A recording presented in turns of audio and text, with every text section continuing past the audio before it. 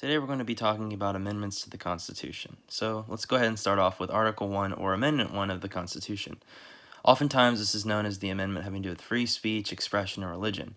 So essentially what Congress did is they made an amendment to the Constitution saying that there's going to be no law respecting an establishment of religion or prohibiting any other religious beliefs or exercise thereof or religious freedoms.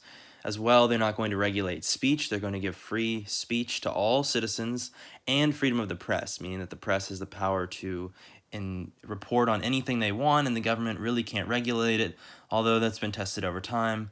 But back to the original intention is that the press can basically prevent tyranny and coercion from the government and can say whatever they want and report poorly on bad politicians or well on good politicians.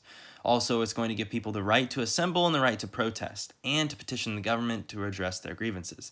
So what this all makes up is that Article 1 or Amendment 1 of the Constitution is extremely important because it means that the United States itself has an actual amendment within its Constitution, one of the first of its kind, saying that each individual citizen has a right to say exactly what they want and can't be infringed upon by the established government in charge. That's really different from the kind of governments that were actually controlling many of the people who moved here to the United States due to things such as religious persecution or not having the freedom to speak as they wish. And that kind of thing is a great way to maintain a republic or a democracy.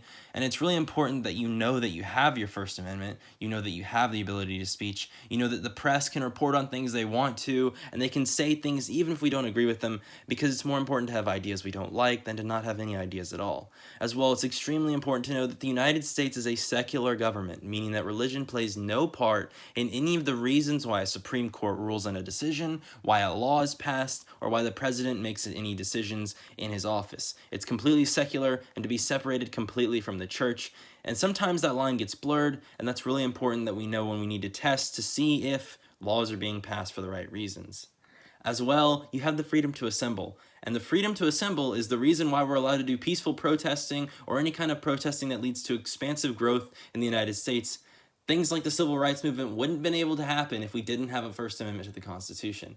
It's the most important amendment to the Constitution, and it's why it's the first one listed. So it's really important to know that you have the freedom to speak.